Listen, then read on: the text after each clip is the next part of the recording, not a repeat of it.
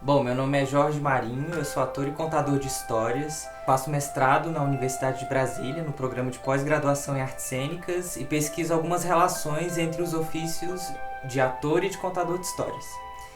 E essa foi a produção do conto O Pequeno Vendedor de Balinhas, que é inspirado no conto popular que se chama A Pequena Vendedora de Fósforos. O texto que eu me inspirei para criar O Pequeno Vendedor de Balinhas foi especificamente dessa versão aqui, do livro da editora Record, que é um livro que minha avó usava para me contar essa história quando eu era criança. Quer falar um pouquinho da relação entre como é que o ator, como é que o Jorge ator desenvolve a história e como é que o Jorge contador desenvolve a história? Eu acho que a primeira coisa assim que vem na minha cabeça do Jorge, ator que desenvolve a história, é o trabalho com o texto.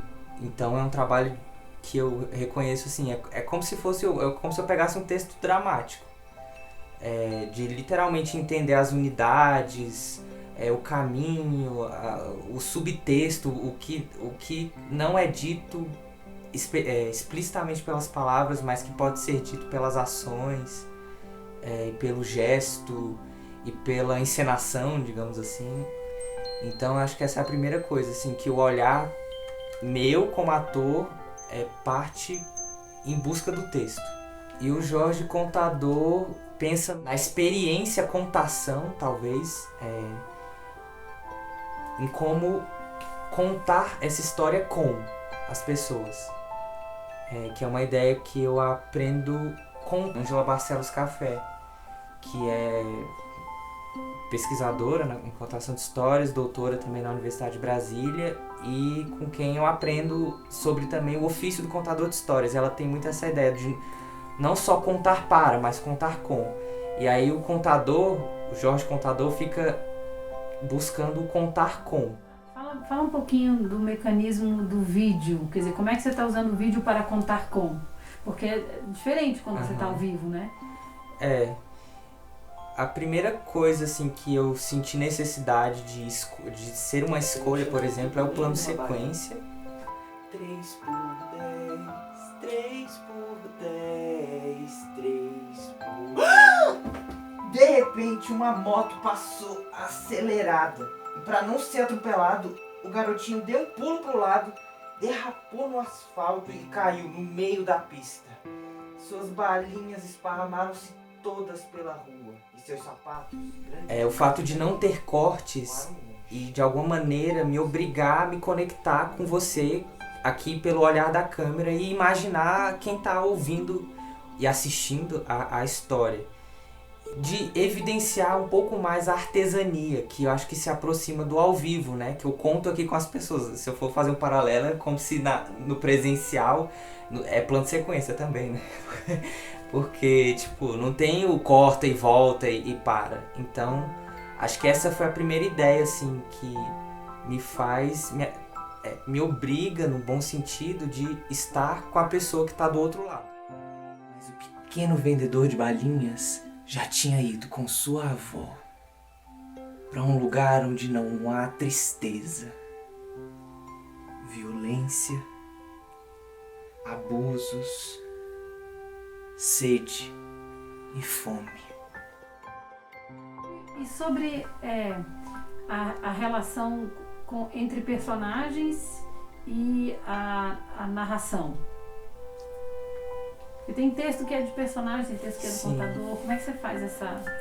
Eu acho que eu acolho muito do ator essa questão da construção da personagem, mas aqui na contação de histórias não, eu tenho a impressão de que não é o lugar assim de representar a personagem e caracterizá-la, assim, tipo, no fundo quem tá assistindo tem que ver, eu acho, o contador contando o menino, contando a avó, mas eu tento em alguns momentos sugerir essa personagem para que quem tá vendo construa ela na sua imaginação. Vovó! Gritou o pequeno chorando. Não me deixe. Me leva com você.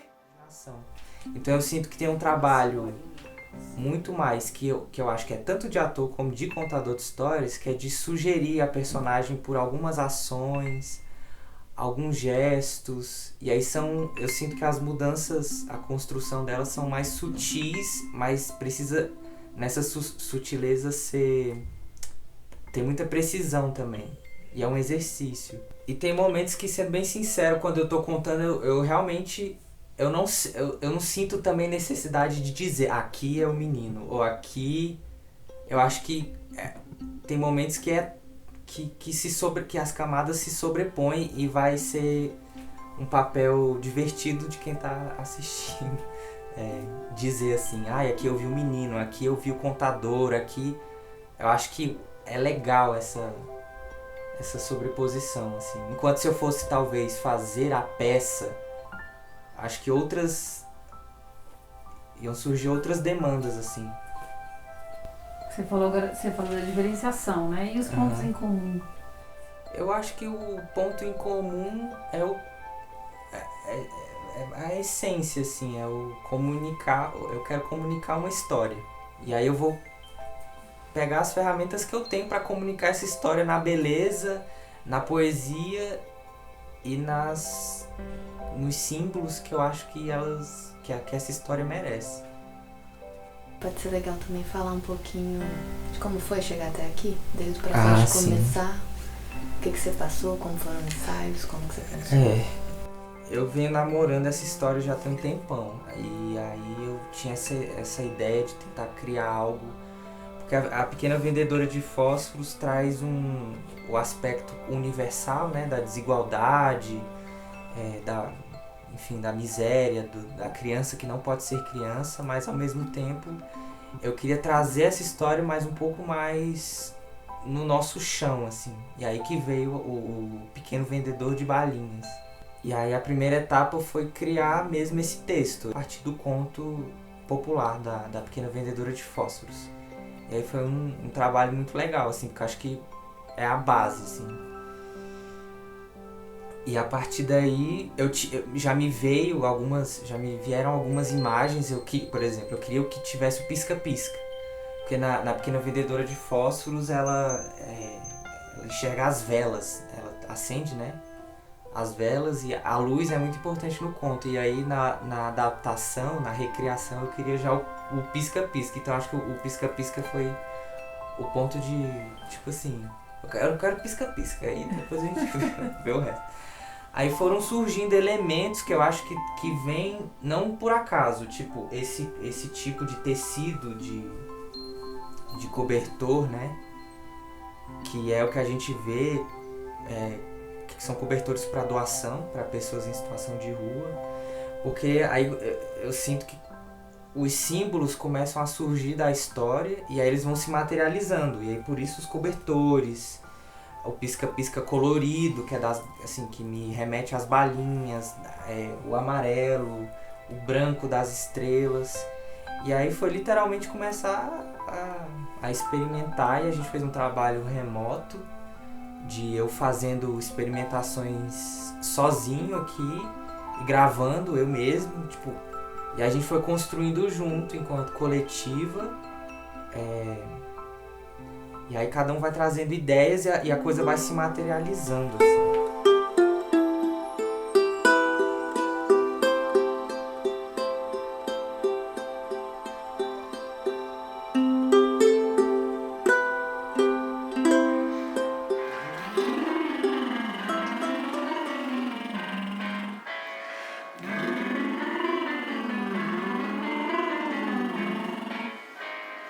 Olhar e a expertise de todo mundo, né, da coletiva foi e vai agregando, assim,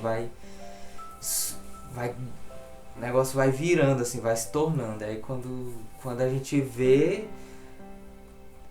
criou um estúdio, criou um cenário, tem uma diretora, tem um técnico um artista de som produzindo conteúdo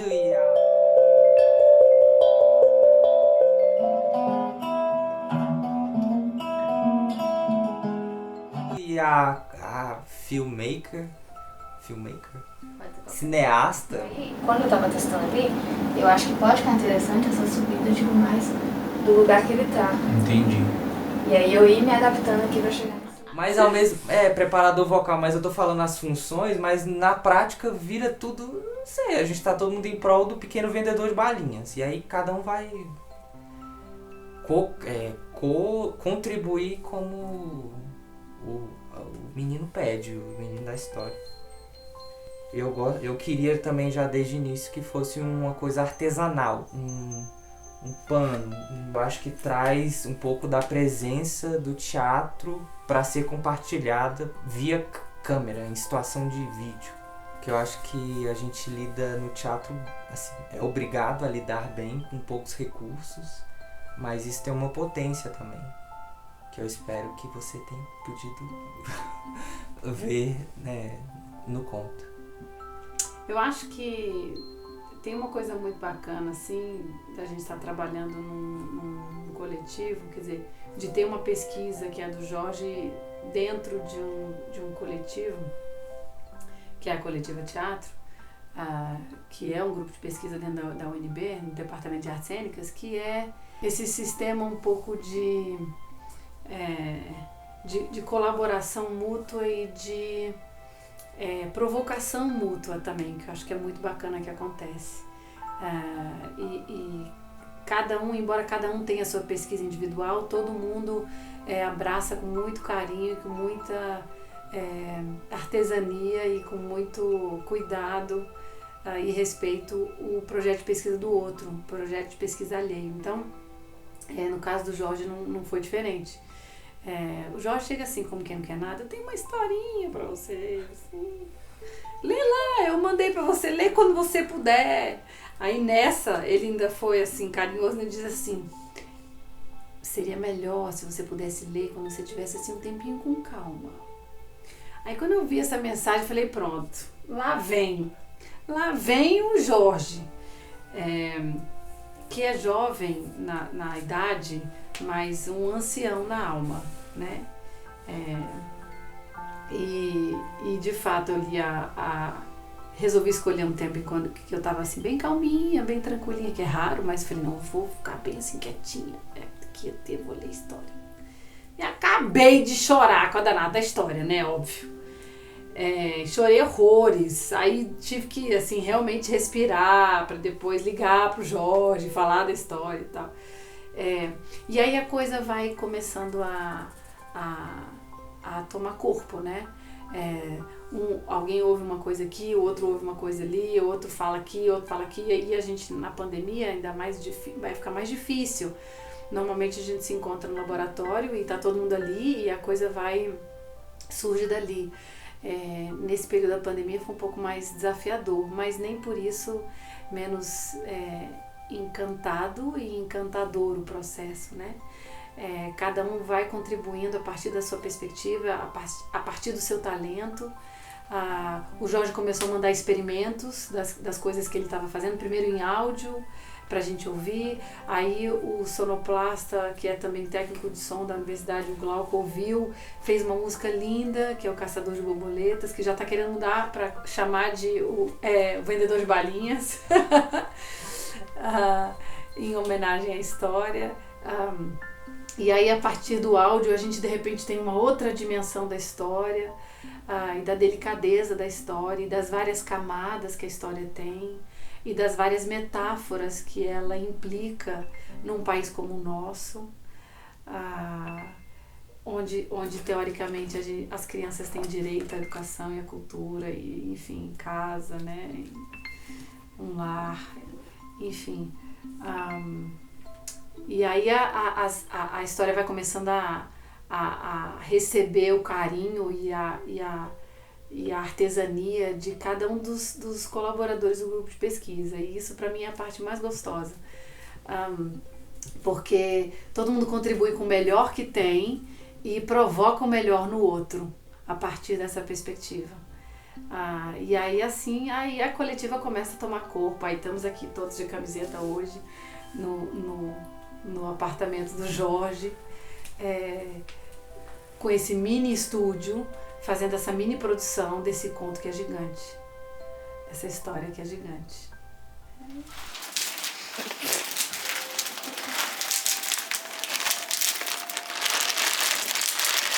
Delícia! Qual o valor das histórias nesse momento agora em que a gente está passando pela pandemia, em que tem muita gente que está se isolando, muita gente que, alguns não estão mais, mas enfim, nesse período de maior isolamento social? Eu acho que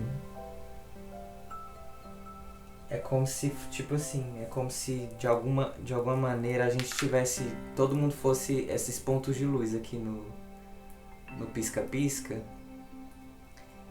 que aparentemente estamos todos isolados, mas tem alguns elos que nos unem. E eu acho que as histórias evidenciam um pouco esses elos e o aspecto comum de humanidade que a gente tem. Somos humanos e as histórias contam sobre a nossa humanidade. Eu acho que ouvir, contar e assistir, no caso, as histórias permitem que a gente não se sinta tão isolado ou se permita enxergar para o que as histórias contam com olhos de ver, assim, com alguma esperança, sabe?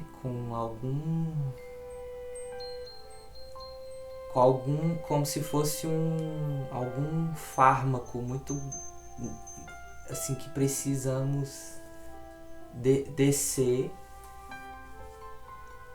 e aprender com ele. Então acho que as histórias, elas nos unem,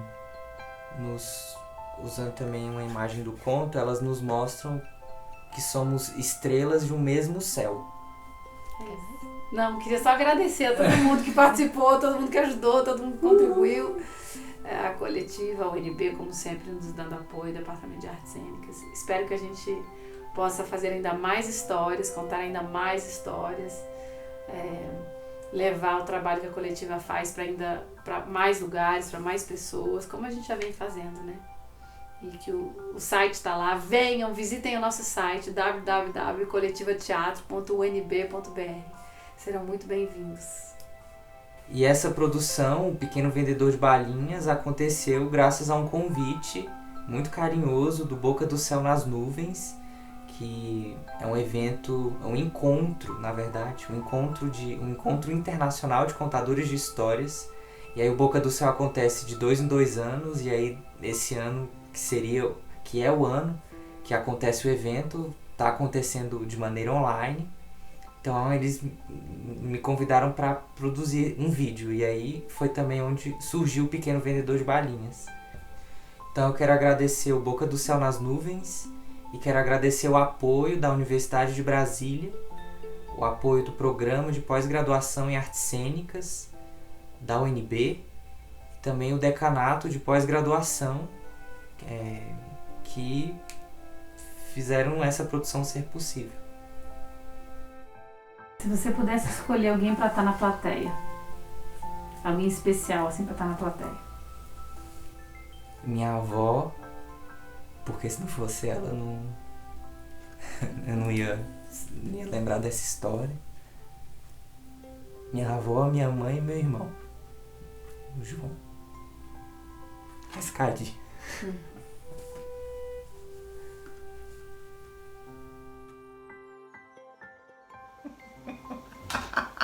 Socorro! Meu Deus!